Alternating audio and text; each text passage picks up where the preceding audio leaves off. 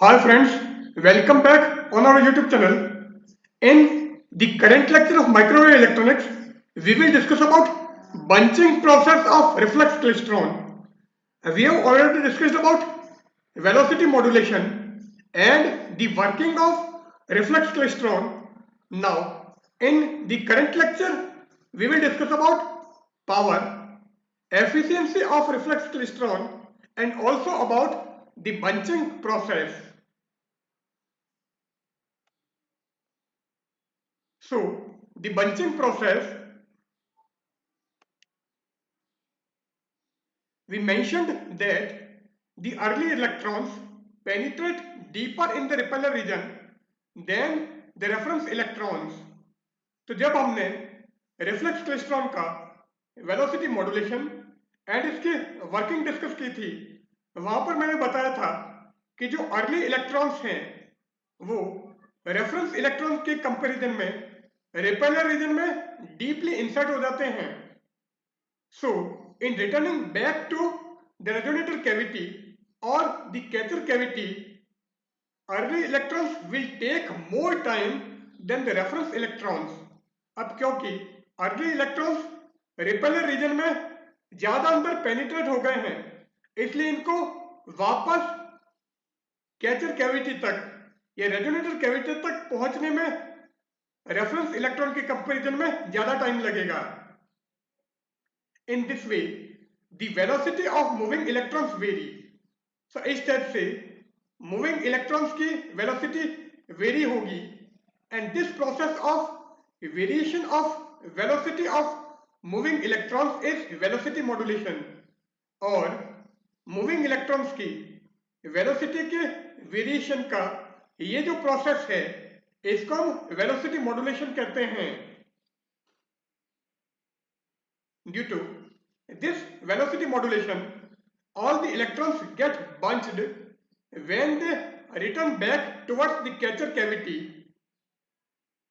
So, velocity modulation के कारण जब इलेक्ट्रॉन वापस कैचर कैविटी, और क्योंकि यहां पर एक ही रेजोनेटर कैविटी है और वो हमारा buncher cavity and resonator cavity का काम कर रहा है, सो वेलोसिटी मॉड्यूलेशन के कारण जब ये इलेक्ट्रॉन्स कैचर कैविटी की तरफ वापस आते हैं तो बंच की फॉर्म में होते हैं. So all the electrons get bunched when they returns back towards the catcher cavity. This is the bunching process of reflex klystron. So reflex klystron का यही हमारा बंचिंग प्रोसेस है. So this is the construction of reflex klystron. Here we have only one resonator cavity, and this cavity works as the buncher cavity and resonator cavity.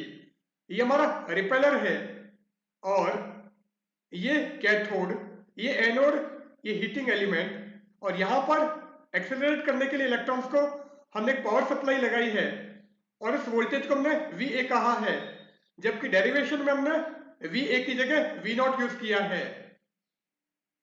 And repeller को negative potential provide करने के लिए यहां पर हमने एक और power supply लगाई है और इसका नेगेटिव टर्मिनल हमने रिपेलर से कनेक्ट किया है. If VR is the repeller voltage and V0 is the resonator voltage, then the difference between the resonator and repeller voltage is VR minus V0. So अगर repeller voltage हमारा VR है and resonator voltage V0 है, तो resonator and repeller voltage में जो difference होगा वो हमारा VR माइनस V0 होगा. Let the distance between the resonator cavity and repeller is L. So diagram में हमने बताया था कि रेजोनेटर कैविटी एंड रिपेलर में डिफरेंस या डिस्टेंस हमारी L है. So repeller is L distance apart from the resonator cavity. तो repeller resonator cavity से L distance पर है. This distance is measured from the axial plane of gap, that is from x equal to 0. So x equal to 0 से या gap के axial plane से हमने ये डिस्टेंस मेजर की है। In repeller space the force experience by electron is, अब repeller space में जो इलेक्ट्रॉन पर फोर्स लगेगा वो क्या होगा, F equal to Q into E, and E is electric field, और electric field potential upon distance होता है, so F equal to Q into V by D, and from Newton's law F equal to M A और F equal to M D two X upon D T two, and F equal to Q V by D है, Q का मतलब electron है, तो E आ जाएगा, D is the distance between resonator cavity and repeller, which is L, and this V is actually VR minus V naught. So m d2x upon dt2 is equal to E into VR minus V naught upon L. Now इस m को आप नीचे transfer कर दो, so d2x upon dt2 equal to E upon m into VR minus V naught upon L. Now E by m is a constant and it is known as specific charge of electron. Value of E is 1.6 into 10 to the power minus 19 coulomb, and m is mass of electron, which is 9.1 into 10 to the power minus 31 kilogram, and E by m को हमने ईटा बोला है, और ईटा की value यहां से आ जाएगी 1.76 into 10 to the power 11 coulomb per KG. So E by m को हमने ईटा लिख दिया है, so d2x upon dt2 is equal to eta into VR minus V naught upon L. Now d2x upon dt2 की वैल्यू हमने ये निकाली है, on integrating it we get, अब अगर इसको इंटीग्रेट करोगे तो d2x upon dt2 की जगह dx by dt हो जाएगा, eta upon L into VR minus V naught is constant, so into t plus c1, so जैसे आप इसको इंटीग्रेट करोगे dx by dt equal to eta by L into VR minus V naught into t plus c1, and here c1 is constant of integration, so dx by dt equal to eta by L into VR minus V naught into t plus c1, and c1 मैंने कहा है constant of integration है, at t equal to t1 dx by dt equal to v, so t equal to t1 पर dx by dt equal to v है, तो आप इसको v और इसको t1 कर दो, so v equal to eta by L into VR minus V naught into t1 plus c1, so यहां से c1 क्या जाएगा, c1 equal to v minus eta by L VR minus V naught into t1, so c1 की value आपको ये मिलेगी। सो यहां पर हमने t की जगह t1 and dx by dt को v लिखा है, so v equal to eta by L into VR minus V naught into t1 plus c1, और c1 यहां से क्या आ गया है, v minus eta by L VR minus V naught into t1, तो c1 की वैल्यू हमको ये मिल गई। नाउ ये जो c1 की वैल्यू आई है, इस c1 की वैल्यू को आप यहां पर रख दो, सो dx by dt क्या हो जाएगा, dx by dt equal to eta by L VR minus V naught into t plus v minus eta by L VR minus V naught into t1। अब इसमें और इसमें eta by L VR minus V naught आप common ले लो, तो bracket में क्या बचेगा, t minus t1, और ये v एक्स्ट्रा है, so plus v, so dx by dt equal to eta by L into VR minus V naught into t minus t1 plus v। सो जैसे हमने c1 की ये वैल्यू यहां पर रखी और इसमें eta by L VR minus V naught common लिया, ब्रैकेट में क्या गया t minus t1, और ये v हमारा एक्स्ट्रा है, so plus v, so dx by dt equal to eta by L into VR minus V naught into t minus t1 plus v। Again integrating it we get, अब इसको वापस integrate करो तो आपको x की value मिलेगी, so x is equal to eta by L VR minus V naught, ये पूरा constant with respect to t integrate हो रहा है, तो इसका इंटीग्रेशन हो जाएगा t minus t1 whole square upon 2 plus इसका हो जाएगा v इंटू टी, so x equal to eta by L VR minus V naught into t minus t1 whole square upon 2 plus vt। So x equal to eta by L, Vr minus V naught, t minus t1 whole square upon 2 plus Vt, and constant of integration यहाँ पर C2 आ गया है। तो जैसे आप इसको integrate करोगे हमको ये मिल जाएगा at t equal to t1 x equal to 0। so t equal to t1 पर x equal to 0 है, तो ये हमारा t1 हो जाएगा, ये t1 हो जाएगा और x हमारा 0 हो जाएगा। जैसे ये वैल्यूज रखोगे t1 माइनस t1 हमारा 0 हो जाएगा, ये हमारा 0, so 0 equal to v t1 plus c2, it mean c2 equal to minus v t1। so c2 equal to minus v t1। अब इस c2 की जगह आप माइनस v t1 रखो। so एक vt यहां पर है और यहां पर माइनस v t1 आ गया, तो दोनों में से v कॉमन आ जाएगा। so x क्या आ जाएगा, eta by L Vr minus V naught into t minus t1 whole square upon 2 plus V into t minus t1। so this will be the value of x।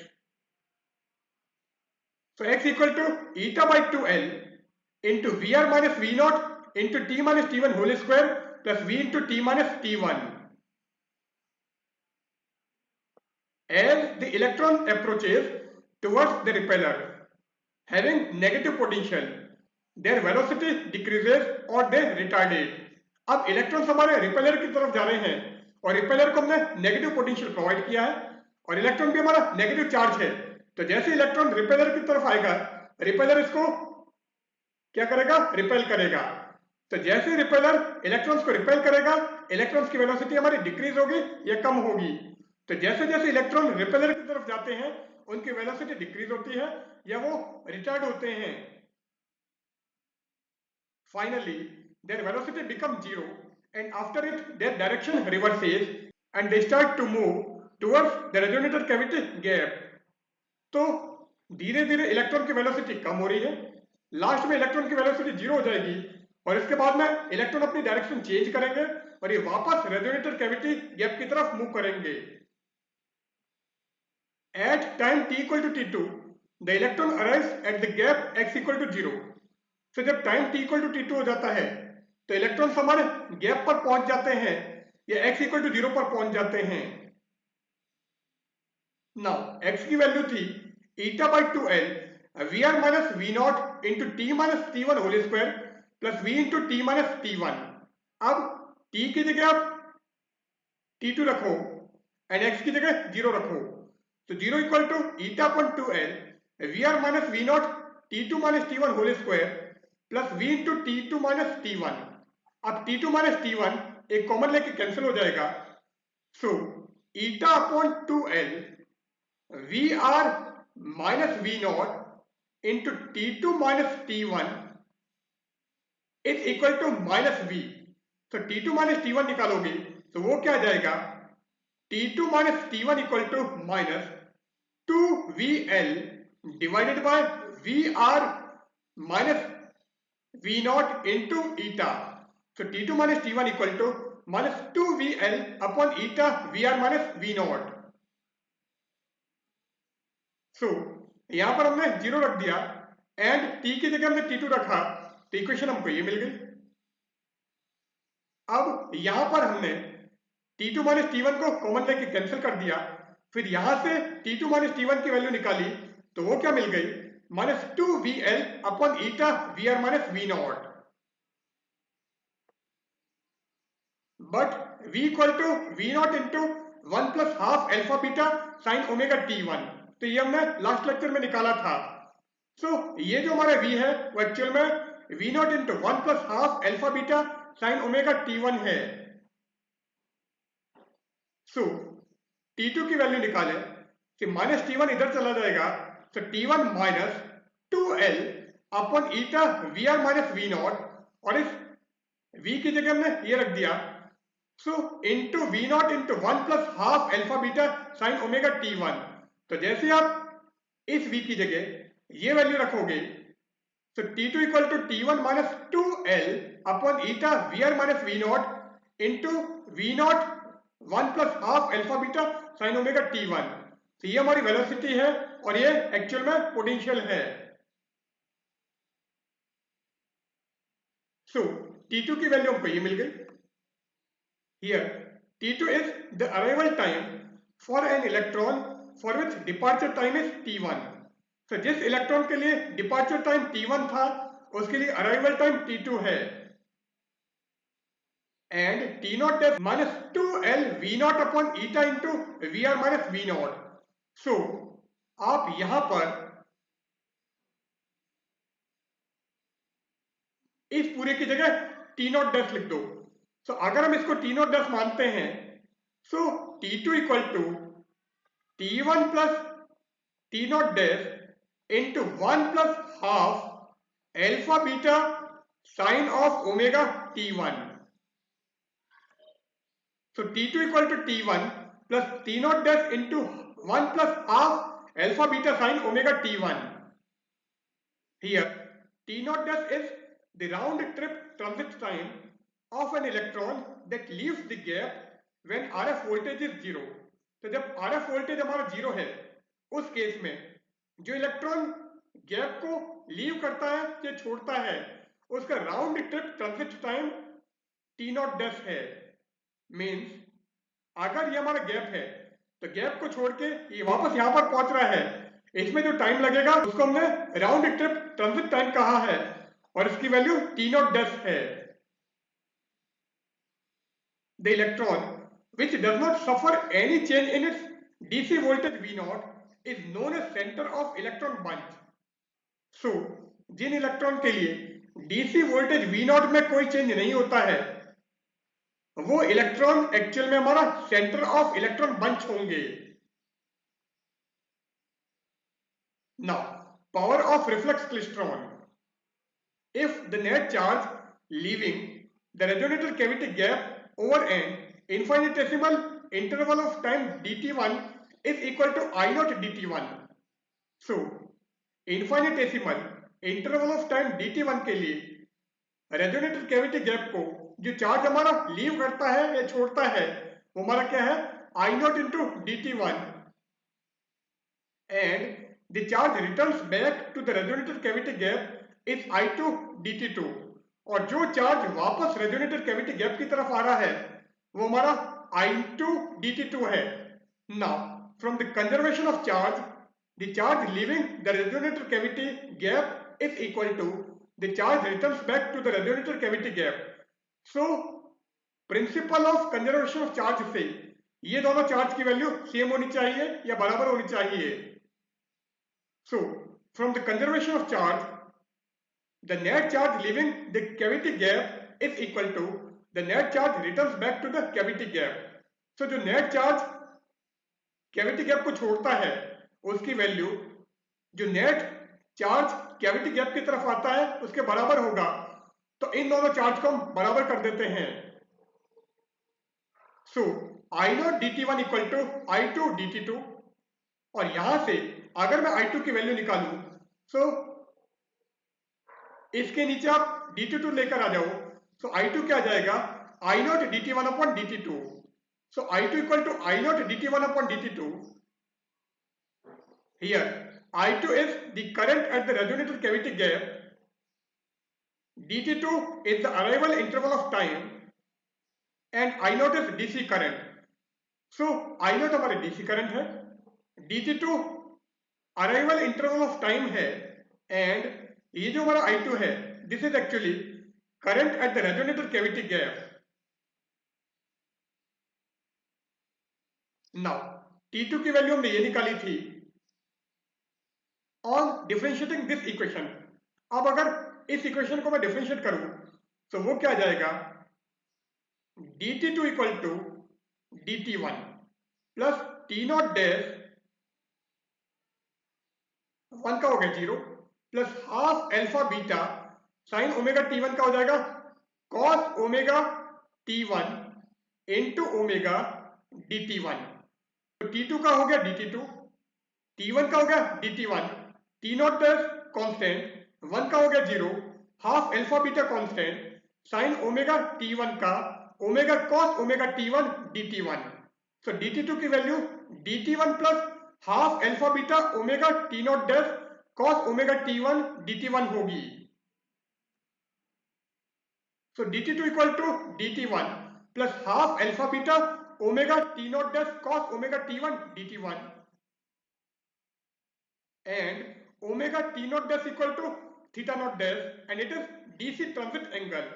So dc transit angle theta naught omega T naught dash है, so omega T naught dash को आप theta not dash रख दो, सो dt2 क्या आ जाएगा,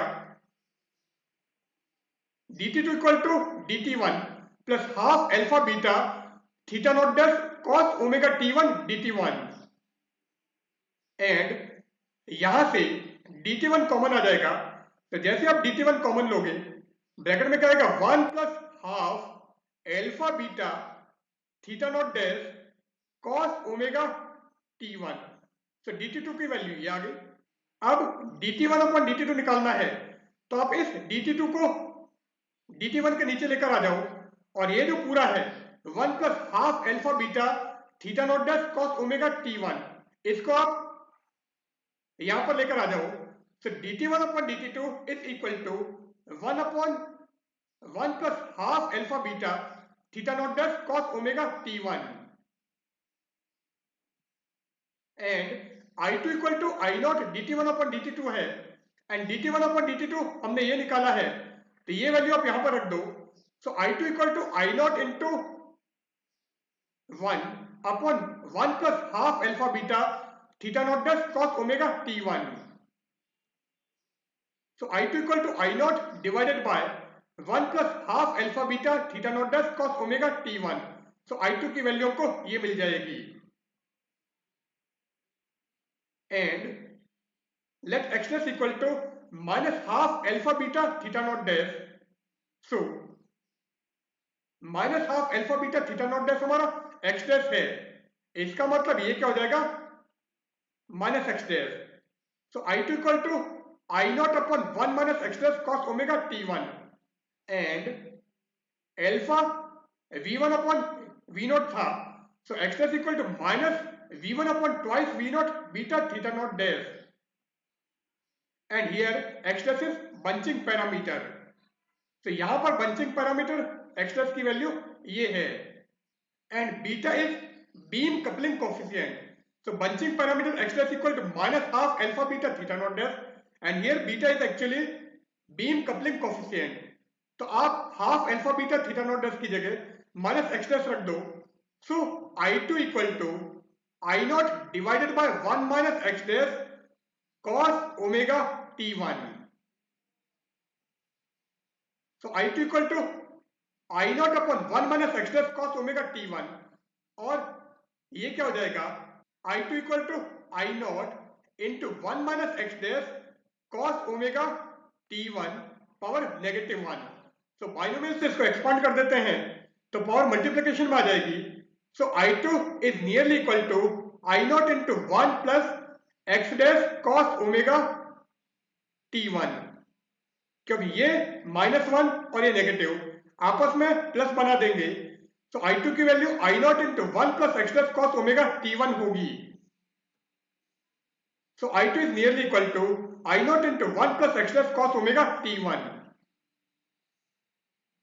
now x dash हमने ये निकाला है एंड x की वैल्यू जो कि bunching process of two cavity klystron लिया था वहां पर half alpha beta theta not थी, सो टू कैविटी क्लिस्ट्रॉन में हमारा बंचिंग पैरामीटर x है जिसकी value half alpha beta theta not होती है, जबकि रिफ्लेक्स क्लिस्ट्रॉन में बंचिंग पैरामीटर हमारा x डैश है जिसकी value minus half alpha beta theta not dash है,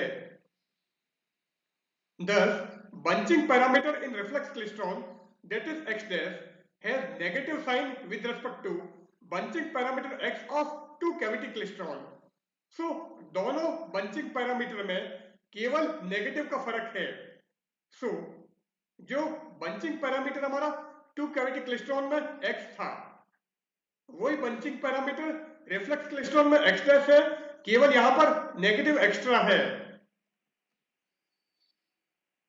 so I2 equal to I naught into 1 plus x dash cos omega t1 है,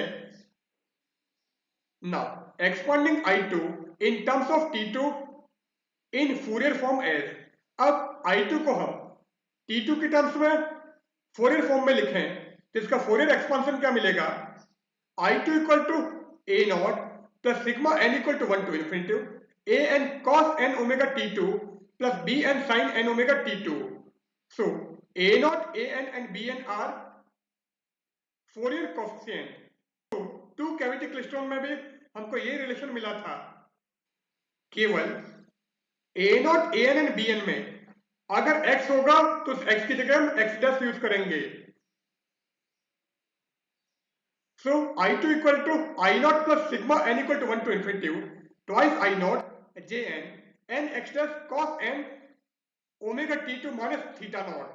So to cavity klystron में केवल यहां पर jn nx था, जबकि यहां पर jn nx dash है. Here jn nx dash is nth order Bessel function of first kind. So first kind का जो nth ऑर्डर बेसल फंक्शन है रिफ्लेक्स क्लिस्ट्रॉन में, वो हमारा jn nx dash है. Now beam current, the fundamental component of beam current at frequency of the input gap n equal to 1 is. So input gap n equal to 1 की frequency पर अगर हम beam current का fundamental component निकालें तो वो क्या होगा, I2 की वैल्यू हमारी ये थी. सो IF that is fundamental component of beam current at frequency of the input gap n equal to 1. IF equal to twice I naught J1 x dash cos omega t2 minus theta naught. तो हमने यहां पर 1 और यहां पर 1 लिखा है और इस केस में फंडामेंटल कंपोनेंट निकाल रहे हैं, इसलिए ये एग्जिस्ट नहीं करेगा. तो IF क्या होगा, twice I naught J1 x dash cos omega t2 minus theta naught and its magnitude is twice I naught J1 x dash, क्योंकि cos omega t2 minus theta naught की मैक्सिमम वैल्यू 1 है. सो IF का magnitude हमको ये मिल जाएगा. The DC power supplied by beam voltage V0 is, अब beam voltage V0 द्वारा जो DC पावर सप्लाई हो रही है उसकी वैल्यू क्या होगी, PDC equal to V0 into I0. The RF power delivered to load, अब लोड को जो RF पावर डिलीवर हो रही है वो क्या है, PRF equal to V1 IF upon 2. अब IF की वैल्यू हमने ये निकाली है. So PRF equal to V1 into I not J1 x dash, क्योंकि जैसे आप IF की जगह ये रखोगे तो इस 2 से 2 कैंसिल हो जाएगा. तो PRF equal to V1 I not J1 x dash. Now V1 upon V0 क्या है, twice x dash upon 2 pi n plus 3 pi by 2. और यहां से अगर आप V1 की वैल्यू निकालोगे तो V0 यहां पर मल्टीप्लीकेशन में आ जाएगा.